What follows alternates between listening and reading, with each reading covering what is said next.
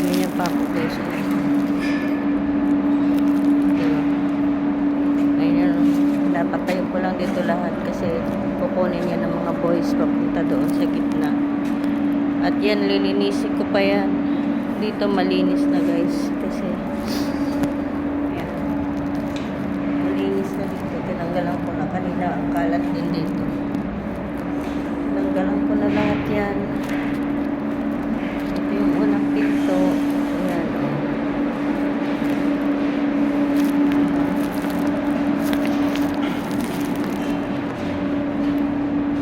Ang dumi.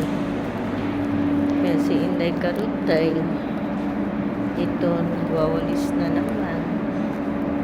Namamanid yung kamay ko sa sa kakawalis. Kasi talagang minsan yung simento sa sa gilid-gilid, yung gilid-gilid na yan. Yan. Binabakbak ko ng martilyo, hindi yung bara na malaki. Pag yung meron siyang simento. Hindi rin biro ang ganitong trabaho guys. Kahit nagsabi mo, naglinis-linis ka lang. Kita mo yan? Oh, yan. Linisin mo lahat yan. Buti nga tinulungan na ako ng ibang dito, yung helper na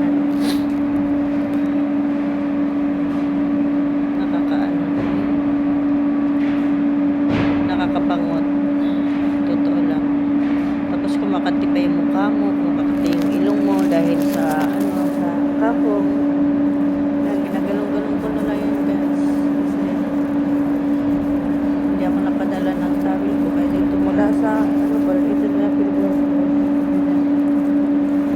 Kasi yung damit ko naman dito sa loob, hindi naman yan nadudumi. Kasi doble-doble yun. Dito at doon daw sa kabila muna. Ito, unang kwarto, tsaka pangalawang kwarto. Ang lilinisin ko ngayon.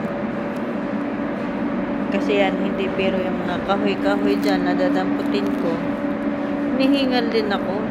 Tapos parang pag gumagalaw ka na, mainit na. Kaya, alaman itatapon ko doon dyan. Diba? Tapos marami pang mga pako-pako. Parang, ay, nabubuang jud ko sa totoo lang. Kita ko kayang kwarto karon ba? Dili para sa una nga kanang gamay ra siya, gamay ra po kay lipiho nun. Karon, dako. Ay. Dako yang kwarto mong kuan. Dako pa di mo lipiho nun. Limpyo ka tapos yung ilong ko nagpingot-pingot na naman nagkahapon.